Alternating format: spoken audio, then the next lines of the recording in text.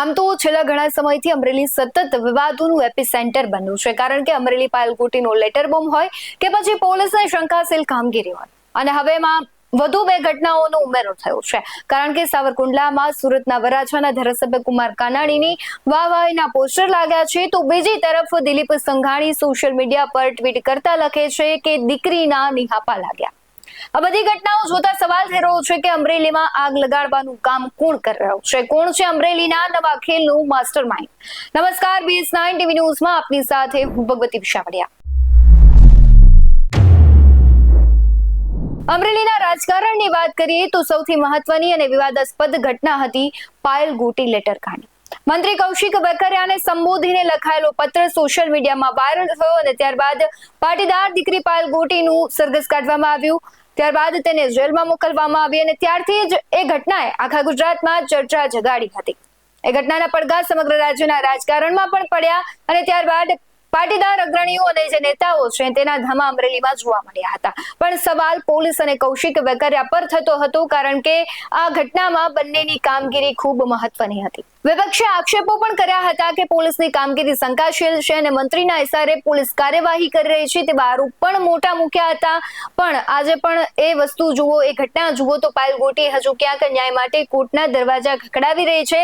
જવાબદારોને સજા નથી મળી, પણ હા, ચોક્કસથી કહી શકાય કે વિવાદોમાં રહેલું નામ આજે મંત્રી પદને દાવેદાર બન્યું છે। હવે વાત કરીએ કોંગ્રેસ દ્વારા ચલાવવામાં આવી રહેલું સત્યાગ્રહ આંદોલનની। આમ તો રાજ્યમાં કોંગ્રેસની વિપક્ષ તરીકેની ભૂમિકા પર અનેક સવાલો થતા હતા, પણ હવે ફરી કોંગ્રેસ બેઠી થઈ છે। આળસ અને આંતરિક વિવાદોથી દૂર ઉઠી કોંગ્રેસ છે ખેડૂત મુદ્દે હવે લડી લેવાના મૂડમાં દેખાઈ રહી છે। ત્યારે કોંગ્રેસ નેતાઓએ ગઈકાલે અમરેલીના વડિયાથી સત્યાગ્રહ આંદોલનની શરૂઆત કરી અને એક કાર્યક્રમ દરમિયાન કોંગ્રેસે આપ અને ભાજપ પર ખૂબ મોટા આક્ષેપો કર્યા હતા। આક્ષેપ બાદ એક વસ્તુ વિચારવા જેવી છે કે કોંગ્રેસનું સારું પ્રભુત્વ અમરેલી સહિતના વિસ્તારોમાં છે જ, ત્યારે આગામી વિધાનસભા અને સ્થાનિક ચૂંટણીમાં કોંગ્રેસને તેનો લાભ મળશે।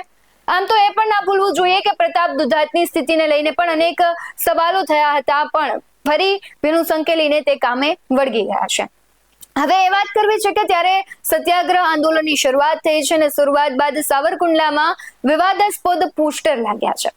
સુરતના વરાછાના ધારાસભ્ય કુમાર કાનાણીના નામે લગાવવામાં આવેલા પોસ્ટમાં ખેડૂતનું સાચું દર્દ સમજવા બદલ આભાર, ખેડૂતોની વેદનાને વાચા આપી દેવા માટે અને માફી માટે રજૂઆત કરવા બદલ આભાર, સુરતના વરાછાના ધારાસભ્ય કિશોર કાનાણી આવા અને તેનો ખૂબ આભાર વ્યક્ત કરતા જે પોસ્ટરો લાગ્યા છે તેને લઈને ફરી એક વખત અમરેલીનું જે રાજકારણ છે તે ગરમાયું છે, કારણ કે આમ જોઈએ તો સાવરકુંડલાના ધારાસભ્ય છે મહેશ કશવાલા અને તેની કામગીરી પર સવાલ થાય તે પહેલા હું તમને ક્લિયર કરી દઉં, કારણ કે તેમણે પણ રજૂઆત કરી હતી અને ન માત્ર કિશોર કાનાણી પરંતુ રાજ્યના દરેક ધારાસભ્યો પોતાના મત વિસ્તારમાં જે ખેડૂતોને નુકસાન થયું છે તેને લઈને રજૂઆત તો કરી છે, પરંતુ સવાલ એ થઈ રહ્યો છે કે સાવરકુંડલામાં મહેશ કશવાલાના નામના નહીં પરંતુ સુરતના વરાછાના ધારાસભ્યના જે પોસ્ટર લાગે ત્યારે કોણે આ પોસ્ટર લગાવ્યા, શું કામ લગાવ્યા તે હજી જાણી શકાયું નથી, પરંતુ ક્યાંક એવી ચર્ચાઓ થઈ રહી છે કે તેમના સમર્થકોએ આ પોસ્ટરો લગાવ્યા છે।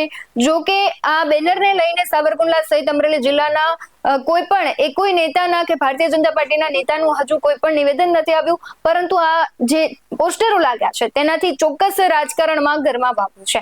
આપણે જોઈએ છે કે થોડા દિવસ પહેલા કુમાર કાનાણીએ મુખ્યપ્રધાનને પત્ર લખ્યો હતો, જેમાં તેમણે બિનજરૂરી પ્રોજેક્ટના કામો અને સરકારી ખર્ચાઓ બંધ કરી ખેડૂતોને દેવા મુક્ત કરી શકાય તેમ જણાવ્યું હતું, અને આ પોસ્ટર હટાવવા કે નહીં હવે તે સવાલ થઈ રહ્યો છે, કારણ કે સાવરકુંડલામાં અત્યારે અસમંજસ જેવી પરિસ્થિતિ થઈ ગઈ છે કે જો પોસ્ટર હટાવે છે તો પણ વિવાદ થઈ શકે છે અને જો નો હટાવે તો પણ વિવાદ થઈ શકે છે, એટલે અસમંજસની સ્થિતિનું અત્યારે નિર્માણ થયું છે। આપણે જોઈએ છે કે આ પોસ્ટર વોર જે કહેવાય છે કોંગ્રેસ દ્વારા આંદોલન, અને એનાથી વધારે હવે મહત્વનું એ રહ્યું છે કે આ બધાની વચ્ચે હવે કહેવાય છે દિલીપ સંઘાણીનું એક ટ્વીટ આવ્યું છે અને ટ્વીટે ખૂબ ખળભળાટ મચાવ્યો છે।